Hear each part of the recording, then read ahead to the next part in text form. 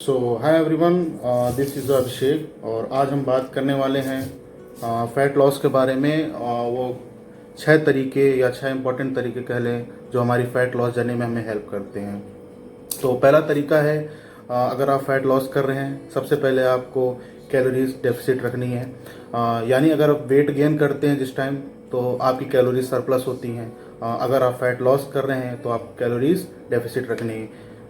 Per day अगर आपकी calories 2000-3000 के आसपास हैं, तो उससे आपको 200-300 या कह लें 500 कैलोरीज कम खानी है आपको। इससे आपको बहुत हेल्प मिलेगी फैट लॉस में।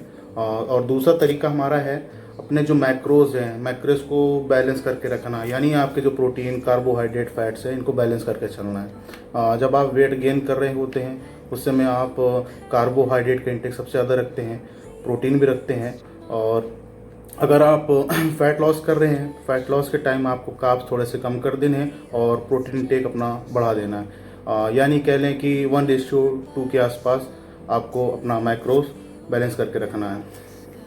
और जो थर्ड तरीका है, अपनी डाइट में शुगर और सोडियम को आधा कर देना है। यानी अगर आप 2 ग्राम के आसपास शुगर ले रहे हैं या सोडियम ले रहे हैं तो उसको आधा कर देना है। और धीरे धीरे करके 1/3, 1/4 के आसपास आपको सोडियम और शुगर कर देना है, बिल्कुल कट कर देना है, क्योंकि आप कटिंग फेस में हैं। और फोर्थ जो तरीका हमारा है वो है सैलेड। अपनी डाइट में, अपनी मील में सैलेड ऐड करना है। सैलेड आपको लंच और डिनर आपको मील के साथ नहीं खाने। यानी अगर आप सैलेड खा रहे हैं तो आपको पहली बात तो 2 बार खाना आपको सैलेड अपनी डाइट में। लंच कर रहे हैं तो सबसे अच्छा होता है लंच से पहले 20 मिनट पहले आप सैलेड खा लें। और क्योंकि सैलेड में क्या होता है कि फाइबर का इंटेक सबसे ज़्यादा होता है, जिससे आपको भूख भी कम लगेगी और आप फैट लॉस कर पाएंगे। और पांचवा तरीका वो है, और अपनी वर्कआउट में आपको कार्डियो 3 से 4 बार या 5 बार आपको ऐड कर लेना है। यानी अगर हफ्ते में आप वर्कआउट करें तो 3 से 4 बार या 5 बार आप कार्डियो करें।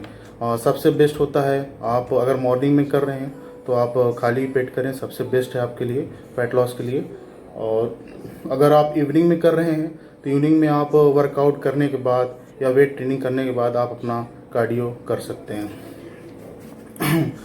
और जो लास्ट हमारा है, लास्ट सबसे इम्पोर्टेंट फैट लॉस तरीका जो है हमारा, वो है आप अपनी डाइट में सप्लीमेंट ऐड करिए। यानी सप्लीमेंट में वे आइसोलेट प्रोटीन सबसे बेस्ट है, वो हमारा फैट लॉस में सबसे ज़्यादा हेल्प करता है, आइसोलेट प्रोटीन। और जो सेकेंड है एल कार्टिनिन। अपनी सप्लीमेंट डाइट में आप एल कार्टिनिन ऐड करिए फैट लॉस जर्नी के टाइम। वो क्या करता है, हमारी जो फैट होता है उसको एनर्जी में कन्वर्ट करता है, जिससे आप फैट लॉस ईजिली कर पाएंगे। और जो थर्ड हमारा सप्लीमेंट है वो है BCAA। जनरली ये देखा जाता है जो वेजिटेरियन लोग होते हैं, जब वो फैट लॉस करते हैं तो फैट लॉस के साथ साथ उनकी